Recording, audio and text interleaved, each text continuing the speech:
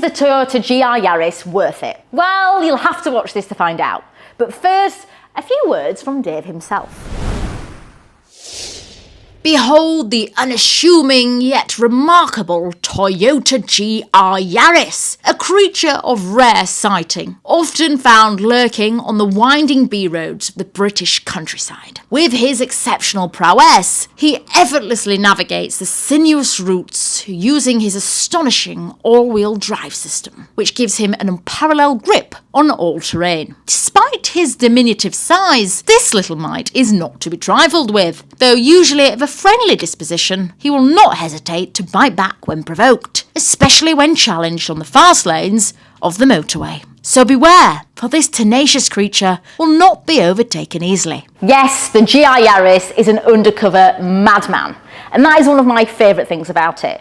It's so undercover, and only those in the know what it is and are interested in it. This is my 2022 Circuit Pack model, which I bought used from Redline in Knaresborough, and I got it with 700 miles on it. I've put on quite a fair few thousand miles since I got it, and I've had it 6 months now, so keep watching to find out if A, it's worth it, B, you should get one, and C, the pitfalls. There's a few compromises you're gonna have to make if you want one, and I made those happily. Maybe you will. Let's find out. The GR Yaris is not to be confused with your Grand's GR Sport. They are not the same thing. This is a homologation special, which was made for the World Rally Championships. Now, what does it share with the normal Yaris? 4 components. That's it. They're not even made in the same place. This is actually hand-built in the same place as the famous LFA. Now, let me show you what it's got in common with the normal Yaris. The headlights, door mirrors, rear lights and shark fin. Toyota had to make around 23,000 of these, and around 4,000 came to the UK.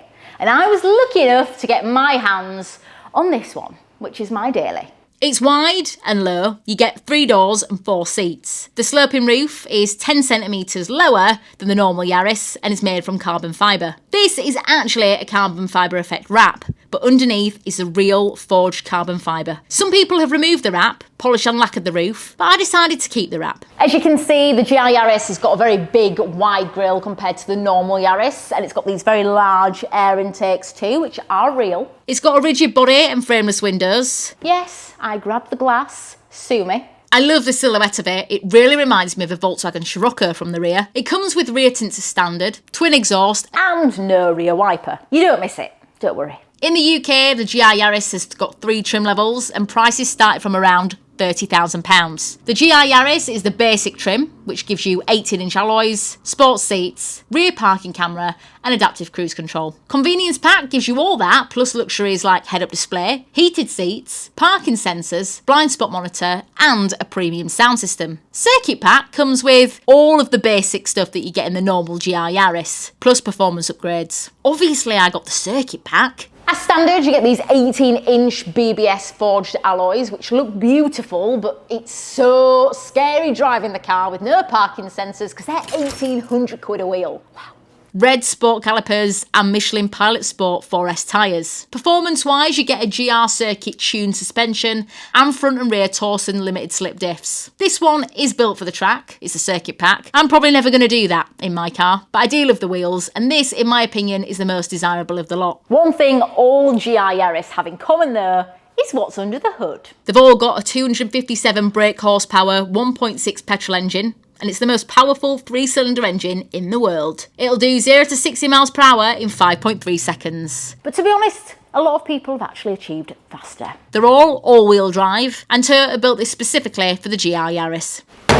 Right, let's have a look inside. These seats are honestly some of the comfiest seats I've ever sat on. They're sports seats and they really hug you. This material is ultra suede. You can adjust them in the old school way. Some people have complained that they sit quite high naturally in the GR, but for me, because I'm 5'4", I think I've got the perfect seating position and I've not had to do anything to achieve that, other than obviously use the levers. The steering wheel is leather. You'll notice this ruching here. It was like that when I got it, and it seems to be common with all GRs. Behind the wheel, you get your old school analog dials, a little screen that tells you miles per hour, any warnings and tyre pressures if you wanted. You've got a 6-speed manual gearbox, which shifts like a dream. Old school manual handbrake, and they're all wrapped in leather. I love this WRC plaque that you get here, it makes it feel special. Other than that, there's not much going on inside. It's all a bit plastic fantastic. Because it's more about the drive than anything else. There's 3 cup holders, small door bins, and a little shelf for your phone, which your phone will fly off, by the way. The infotainment touchscreen is small and basic, but it is easy to use and responsive. You'll see your rear camera here, and that's about it. But you can plug in a USB lead to use Android Auto or Apple CarPlay. You've got Bluetooth and DAB radio too. You can also see the MPG that you get on your trips, which you probably won't care about if you're buying this car. But if you do care, I get anywhere from 23 miles per gallon on short trips,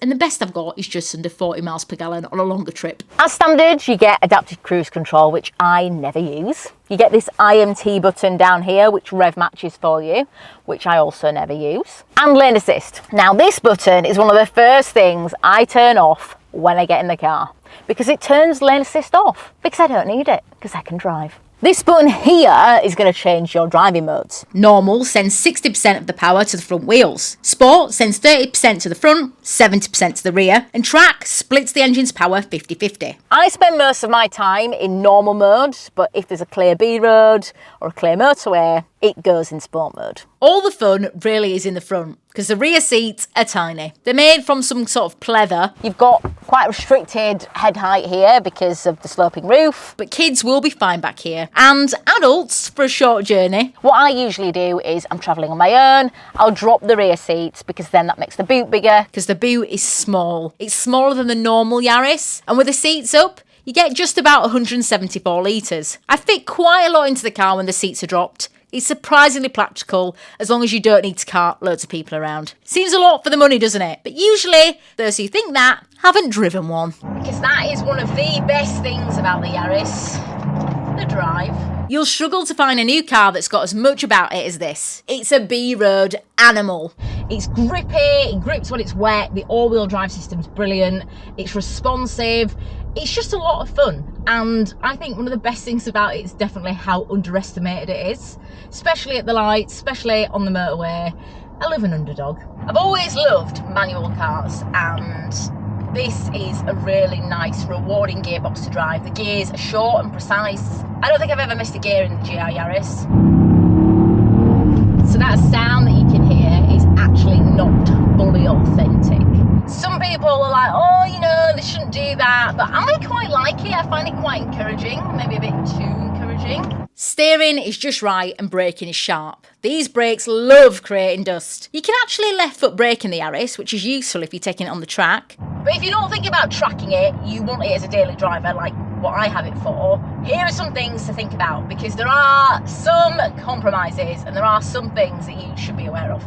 Number one is the clutch. The clutch is not easy to get on with, especially if you're not used to driving a manual car. The clutch has got a really high bite point. I don't think that now, but at first it took a little bit of time to get used to, even though I can literally drive any car, any clutch, because I'm just so used to manual cars. But sometimes it's really loud for stink for me, and that's just not something that I really experience in any car anymore. So there's that to think about. Number 2, the suspension. Not a problem if you're driving at speed consistently, but at lower speeds around town, it's bumpy. You feel the potholes and those road bumps. And I don't know if you can hear, but the road noise isn't great. Sound deadening adds weight and cost, so clearly it wasn't high on the agenda for Toyota. It's very loud, especially on the M25. Oh, otherwise you can get on with it if you play music loud. And another slight disappointment is the lack of sound. Now the sound outside, there isn't any. It sounds like a hairdryer. Yeah, the UK laws definitely did the Yaris dirty. And a lot of other cars as well. You can change the exhaust though. A lot of people have added their own exhaust. The Miltech's quite popular and they do sound awesome. So there's a lot of compromises. Space, comfort, features and parking sensors if you're not getting the convenience pack. So with that in mind, should you get one? And are they worth it? Well, that kind of depends on if you can make do with the compromises, because there are a lot. For me, it really fit my lifestyle. I didn't need to change much to be able to fit the Gazoo into my life. However, if you've got to cart people around, if you've got loads of stuff you need to hoof around, it might not be for you. But for me, I believe this car may be a future classic in years to come. And I also wanted one last petrol hurrah before 2030. So where can you get one? Well, that's the rubbish thing. You can't. The order books for new cars are shut. But you can pick up a used one. Now, I paid a little over list for mine and I had 700 miles on it when I got it. No regrets. Fuel-wise, it will run on normal fuel. I know, but I do add a fuel additive to it every time I fill up a full tank. It runs fine. It will cost you about 60 to 75 quid for a full tank, depending on where you're filling it up. And obviously, depending on how you drive it, that's going to affect your fuel consumption. For me, I'm getting 23 miles per gallon on average for like short stop-start journeys. But if I'm doing a long journey, let's say Leeds to Sussex or Leeds to London, I'm getting a good 39 mpg, which I don't think's bad. Now, I'd highly recommend protecting your car. This car has been fully PPF'd by Wrapped in Knaresborough, and I really think you should do it. This paint is quite soft and it's going to chip really easily. I'm really pleased that I did that. I've also had the roof ceramic coated and the wheels. They're really hard to clean. I found them so much easier to keep clean after it's had the ceramic coating. So do that or you will regret it. And I did tell you. So there you have it. Yes, the car is worth it. All the hype is all true. Best car I've ever had. But you will have some adjustments that you'll need to make if you want to daily it. So what do you think? Do you like the GR Yaris? Would you buy one? Is there anything else that you'd like to know about my GR Yaris? Let me know in the comments.